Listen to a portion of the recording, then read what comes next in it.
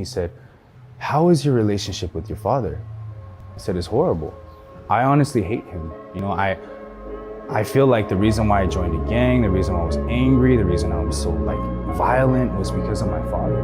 But listen to me very carefully. He said, "When you meet your father, I want you to apologize to him." And I was like, what? Excuse my language, but I was like, fuck that, honestly, because I didn't ask to be born.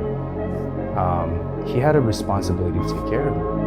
But when I was born, he beat me and he wasn't there for me. And I felt like just so angry when he asked me to apologize to him. And you know what he said was, "Johnny, you're right. But because you're right, that he beat you and you didn't have a good childhood, you're also miserable."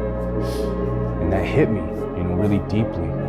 So I told him, "Dad, I'm here today to tell you that I'm sorry. I'm sorry for being a bad son. I'm sorry that I wasn't there for you, that I didn't help, and I didn't live up to your standards." And then my father he started crying. He said, "No, I'm sorry. I'm sorry that I was a bad father.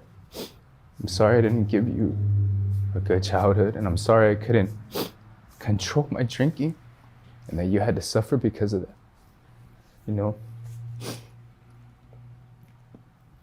20 years of pain, anger, frustration, it was crushed. We hugged it out, and now we have a great relationship,